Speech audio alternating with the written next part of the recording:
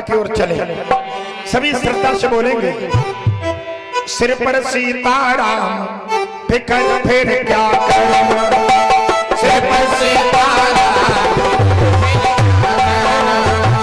सिर पर सीताराम फिकर फिर क्या करूं। एक निवेदन है सब लोगों से, हाथ जोड़ के। मैं आपको आदेश तो नहीं दे सकता, हुक्म नहीं कर सकता, कोई ताना नहीं मार सकता।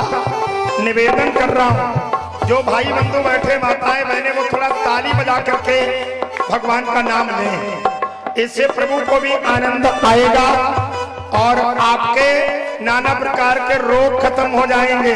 ताली में इतनी ताकत है, अनेकों प्रकार के रोग खत्म हो जाते हैं। और एक बात और कहना चाहूंगा आप लोगों से, ताली बजाने वालों के हाथ की कुभाग्य की रेखाएं सौभाग्य में बदल जाती हैं। जो आपकी कुभाग्य की रेखाएं हैं वो सौभाग्य में बदल जाएंगी। कब? जब ताली बजाएंगे तब। दूसरा एक और पॉइंट है, जब ताली बजाते तो एक्वा प्रेशर का इलाज होता है। ये हाथ में दबाव पड़ता, सभी अंगुलियां अंगुलियों में, अंगूठा अंगूठे में टच हो। 2 minute permanent everyday for your life संकल्प ले लो, जिंदगी भर बजाने का, रोज बजाओ, हजारों रोगों से निजात पा जाओगे। अगर आपका लो ब्लड प्रेशर है तो ऊपर उठा के बजाओ, ब्लड प्रेशर बढ़ जाएगा। और अगर आपका हाई ब्लड प्रेशर है तो नीचे होकर के बजाओ, ब्लड प्रेशर आपका कम हो जाएगा। बोलो सच्चिदानंद भगवान की। जब इतने इतने बड़े रोग ठीक होंगे तो ताली बजाने में मुसीबत क्या है, दिक्कत क्या है? भाई लोग हेलो, बजाइए सब लोग तेजी से।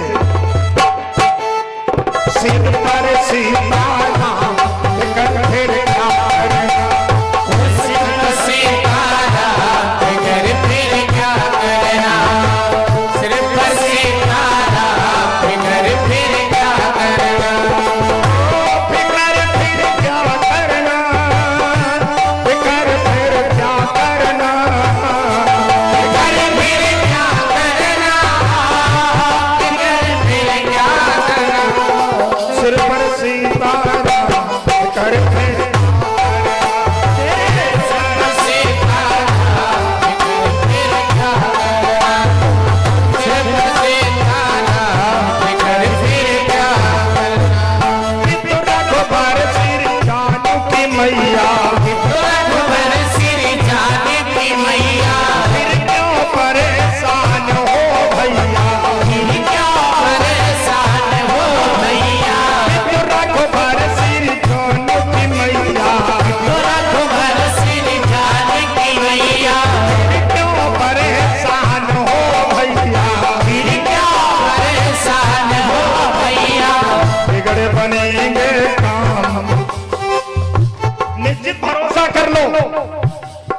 बिगड़ बनेंगे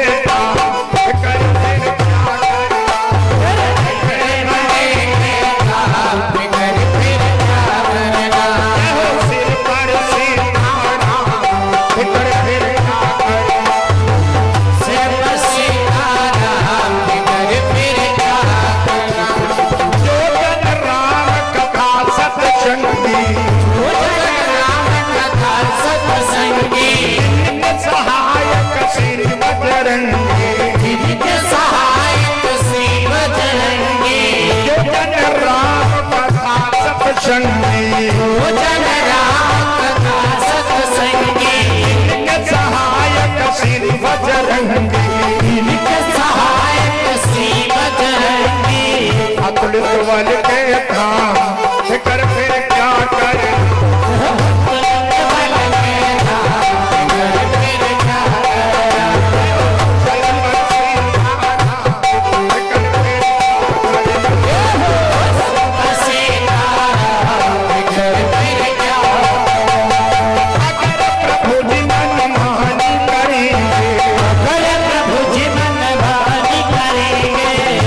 शरणागत कष्ट हरे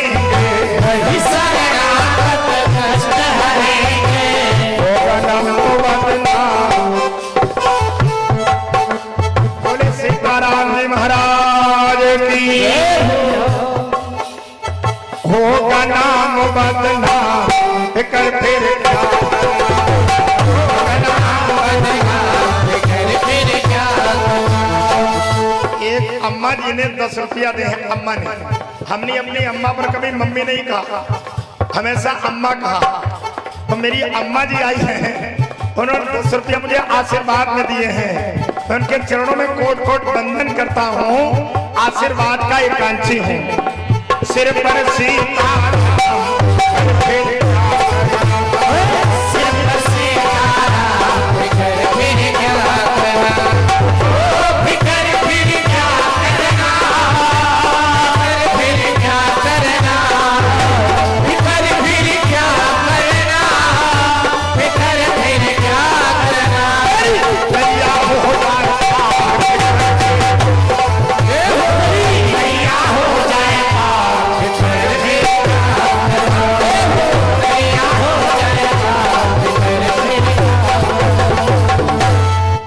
आशीर्वाद से जोश आ गया।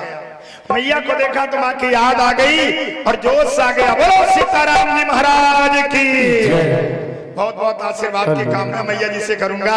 सभी पार्टी वालों को आशीर्वाद दिया है 10-10 मुद्राओं का।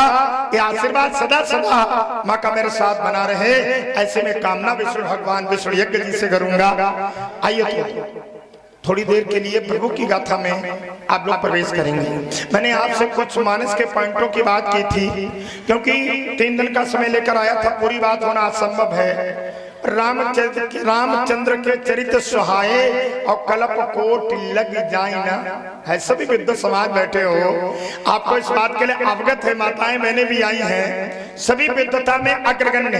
मैं आपसे ये बात दोबारा कहने जा रहा हूं कि आपके यहाँ अगर मैं कथा सुनाने का प्रयास करूं तो ये मेरी मूर्खता होगी एक तरीके से, क्योंकि 27 साल से कथा श्रवण कर रहे हो। यहाँ कथा सुनाना सूरज को दीपक दिखाने के समान है, लेकिन फिर भी आपके यहाँ आया हूँ। भैया महसानंद जी महाराज ने और हमारे आदरणीय प्रधान श्री जगदीश सिंह जी ने निवेदन किया, तो आपके यहाँ आया, आपके दर्शन हुए, इसलिए थोड़ी सी राम चर्चा में आपको ले चलूंगा। देखिए, पहला यज्ञ दक्ष महाराज ने मानस में किया, नोट कर लो आप लोग। वो घमंड में यज्ञ, और घमंड का यज्ञ कभी फलित नहीं होता। बोलो, यज्ञ की बात छोड़ दो, घमंड में कोई भी काम करोगे माताओं बहनों भाइयों, वो कभी आपका फलित नहीं होगा। इसलिए अहंता को, अहंता मतलब अहंकार, घमंड, अहंता को छोड़ के कोई काम करो, सरलता के द्वारा करोगे तो दुनिया में तुम्हारी पूजा की जाएगी। अहंता वालों की कभी पूजा की नहीं जाती। तो अहंकार से, घमंड से कोई काम कभी पूरा नहीं होता। कोई भी धर्म काम करो, दान करो, खुराक दो, चुटकी दो, किसी को भोजन कराओ, उसके बीच में अहंता की जरूरत नहीं है। अगर अहंता को बीच में डाला आपने तो आपका जो भी किया कराया दान पुण्य धर्म जो भी है वो सबका सब नष्ट हो जाएगा। बोलो, ऐसा काम करने से क्या लाभ? बोलो भाई, कोई लाभ है ना?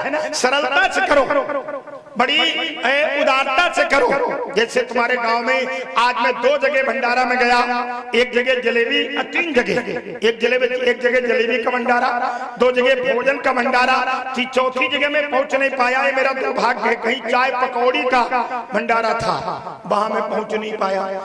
एक बार महसानंद जी कह के आए, हमने कहा चलो भाई कोई आएगा तो जाएंगे। अब घर तो पता नहीं है, दोबारा महाराज श्री भी नहीं आए, हम भी पहुंच नहीं पाए, उससे मैं माफी मांगूंगा।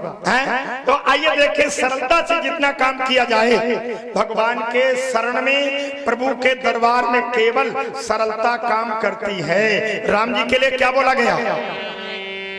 गई गरीब गई भोरी गरीब निवासो, गई भोरी गरीब निवासो, गई भोरी गरीब निवासो, गई भोरी गरीब निवासो, सरल सबल सा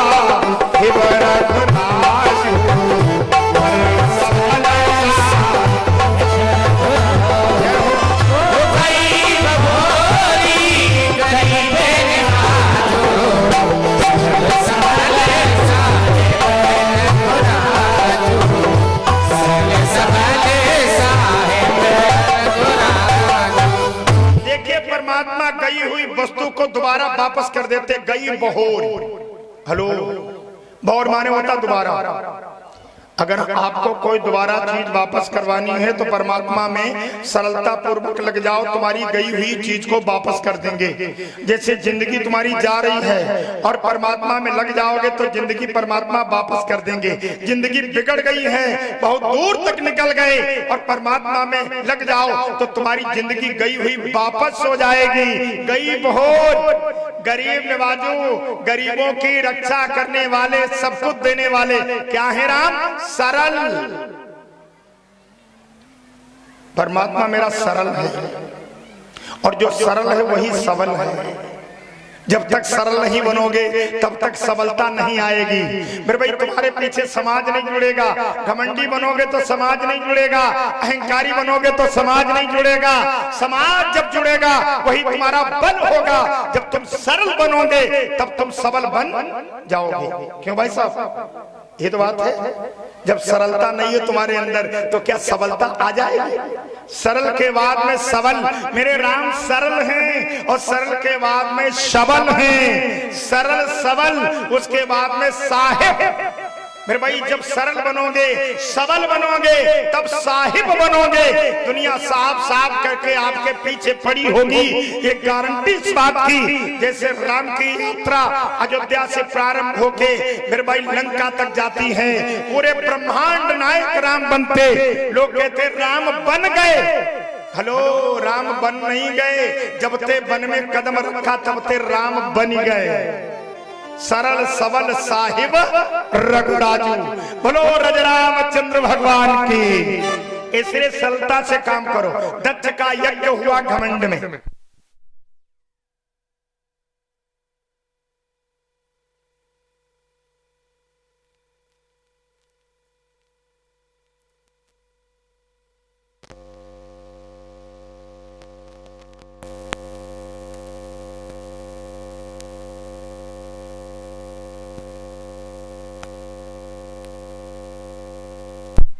hello hello hello hello hello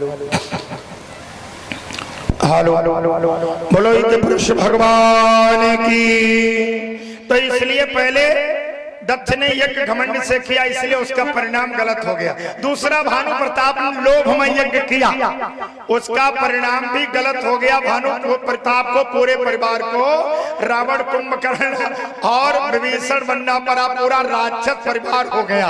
ये लोभ का कारण, धर्म के एक यज्ञ में लोभ अगर दिखाओगे तो परिणाम स्वरूप उसका गलत हो जाएगा। दशरथ महाराज ने यज्ञ किया गुरुदेव के द्वारा। आहुति कैसे डाली जरा नोट कर लो आप लोग। तीसरा यज्ञ, भक्ति सहिता मोनी आहुति दीने, भक्ति सहिता मोनी आहुति दीने, भक्ति सहिता मोनी आहुति दीने, भक्ति सहिता मोनी आहुति दीने, प्रगटिया आगे करो कर दी।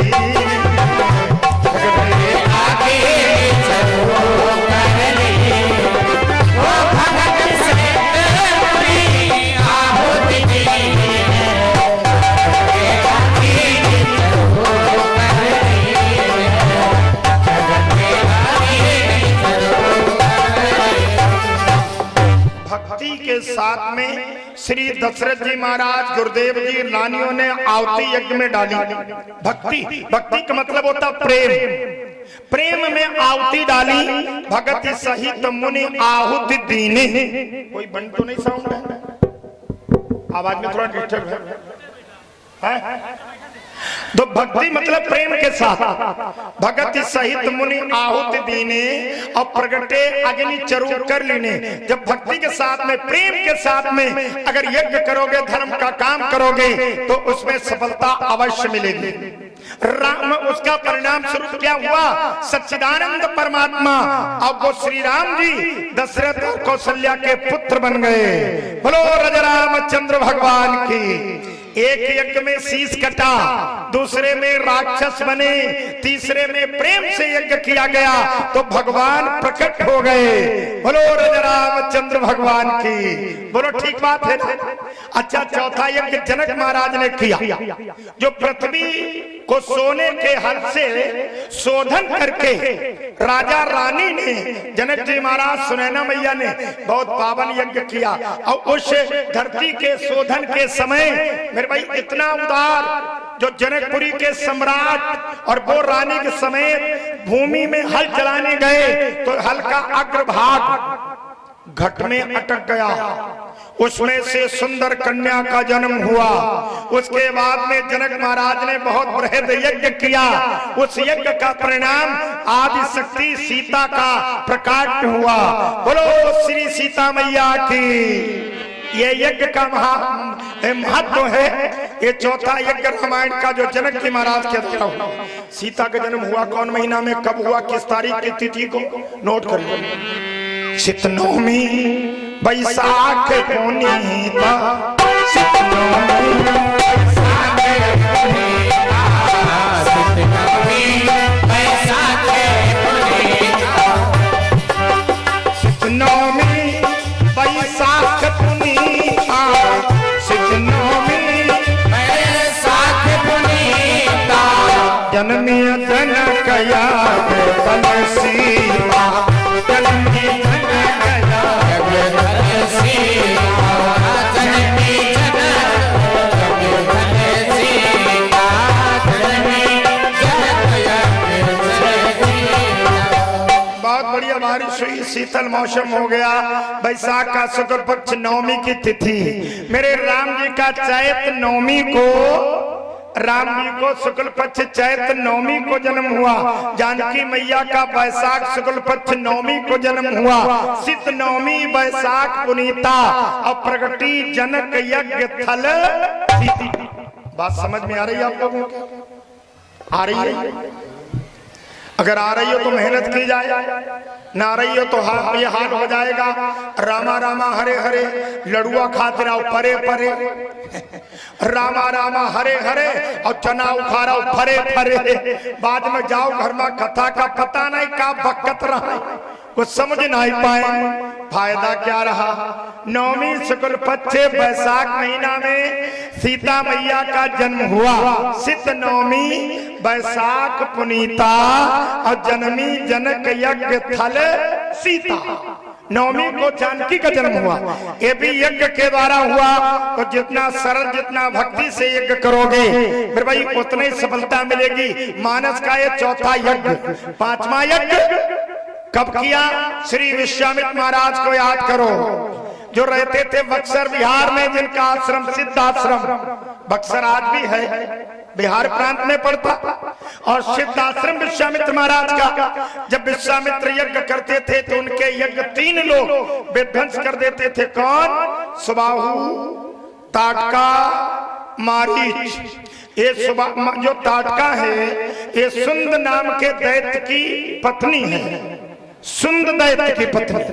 और इसके 2 बेटा हैं, एक का नाम मारीच, बड़ा मारीच है, छोटा सुबाहु है। तो सुंद दैत्य तो मारा गया देवासुर संग्राम में, बची ताटका और उसके 2 बेटे। इन तीनों का यही काम था पूरे भारत में। फिर भाई एक जगह नहीं, पूरे भारत की बात करता हूं। इन 3 लोगों को रावण ने जिम्मेदारी दी थी कि तुम कहीं पर भी भारत में यज्ञ संपन्न न होने देना। इसीलिए एक चौपाई लिखी, उसमें एक शब्द है, उससे आपको प्रेरणा मिलेगी, नोट कर लो। देखिए कौन सा शब्द है? जहां जा पजोगे जग ना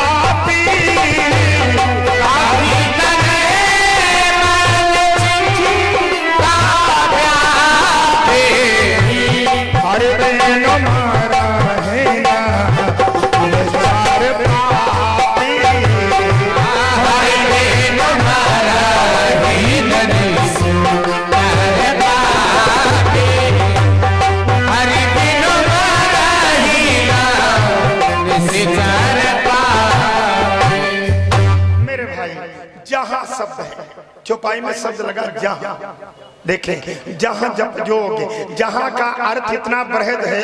ये जहां शब्द 2 अक्षर का पूरे भारत को इंगित करता है। पढ़े लिखे विद्वान जरा विचार करें, ये भारत पूरे भारत को इंगित करता। जहां जप जोग पूरे भारत में, जहां जप जोग यज्ञ महात्मा लोग करते थे, मारीच सुबाऊ ताटका के सभी आदमी लगे हुए उनको विध्वंस जरूर कर देते थे। इसीलिए जहां शब्द लगा। क्यों भाई? जहां पूरे भारत में जहां जप जोग यज्ञ मुनि करही, अति मारीच सुबाऊ डरही। तब गांधी तने विश्वामित्र के मन में चिंता व्याप्त हुई, भगवान के बिना इन राक्षसों को कोई मार नहीं सकता। विचार किया, सतयुग बीता, त्रेता आ गया। त्रेता का चौथा चरण आ गया और त्रेता के चौथे चरण में हरि अवतार होने को है। इसका मतलब अवतार हो गया, अब हम उनके जाकर चरणों को देखूंगा। ऐसा विचार विश्वामित्र ने किया। जरा ध्यान देना।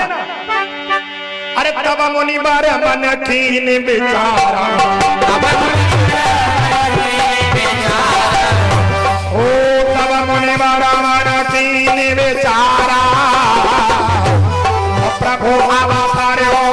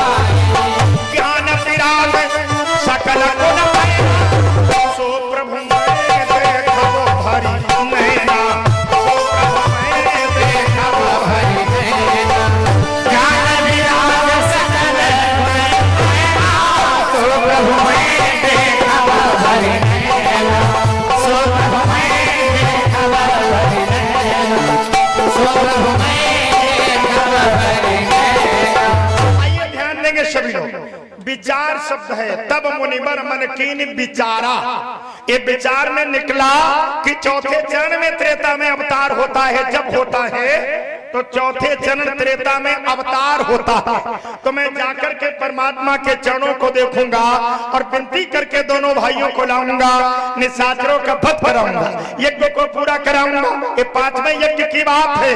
ये देश के हित में, राष्ट्र के हित में राष्ट्रवादी यज्ञ, ये शाश्वत यज्ञ, देव यज्ञ विश्वामित्र करते हैं। और जब शाश्वत यज्ञ करोगे, देव यज्ञ करोगे, तो उसमें 3 बाधाएं आती हैं। नोट कर लो। नंबर 1 में वासना आती है, नंबर 2 में दोष आते हैं, नंबर 3 में दुख आते हैं। ये वासना, दोष और दुख, ये तीनों जीवन का यज्ञ कभी पूरा नहीं होने देते। पहले अपने लाइफ का, जीवन का यज्ञ पूरा करो। ये वासना और दोष और दुखों से बचो। वासना का नाम ताटका है। क्या नाम है? ताटका। दोष कौन है? मारीच है। और दुख कौन है? स्वाहु। ये माताओं बहनों, ये सबके पास है। आपके अंदर, सबके अंदर, हमारे अंदर कोई बचा नहीं। वासना, और वासना के बाद में दोष। जब वासना प्रकट होती हृदय के अंदर तो दोष आना शुरू हो जाते। वासना का मतलब जानते हो? इच्छाएं प्रबल करोगे, कोई इच्छाएं, कोई विचार जब प्रबल करोगे तो दोष आने लगेंगे। सिगरेट भी लगेगी, बीड़ी भी लगेगी, पुड़िया भी लगेगी, शराब भी लगेगी, जुआ भी लगेगा, और मेरे भाई मांस मदिरा भी लगेगा नहीं लगेगा। जब आपके अंदर वासना प्रकट होगी, इच्छाएं कोई इच्छाएं बन जाएंगी, तो ये दोष प्रकट होना शुरू हो जाएंगे। और जब जीवन में दोष ही दोष भर जाएंगे तो फिर दुख तो आना ही आना है। दुख को कौन रोक पाएगा? विश्वामित्र महाराज विश्वामित्र महाराज जी अपने आश्रम से सरजू पार करके और अवध में प्रवेश किए। दशरथ ने विद्वानों के साथ में आकर ब्रह्म ऋषि विश्वामित्र जी का स्वागत किया। ये विश्वामित्र जी चंद्रवंशी हैं, दशरथ जी सूर्यवंशी हैं, और इतना सम्मान किया, इतना सम्मान किया, अपने आसन पर आसन दिया भाई ब्रह्म ऋषि विश्वामित्र को। नोट करो, राम ने भी चंद्र को अपने आगे लगाया, कृष्ण भगवान ने भी चंद्र को अपने आगे लगाया। परशुराम का 10 कला से अवतार वो परशुराम ही रह गए। राम जी 12 कला से अवतार चंद्र लगाए। फिर भाई कृष्ण का तो खुद अधिकार है क्योंकि वो चंद्र वंश में जन्म लिए, इसलिए चंद्र लगाया। भगवान का राम तो सूर्य वंश में हुए हैं। फिर भाई 10 कला से परशुराम जी ब्राह्मण कुल में हुए, 12 कला से श्री राम जी ठाकुर कुल में हुए, और 16 कला से भगवान कन्हैया जी यादव कुल में हुए। 10 और 6 16 इतना बढ़कर के अवतार कन्हैया का हुआ। बोलो कन्हैया लाल की। चंद्र तो कन्हैया का है लेकिन राम ने लगा लिया।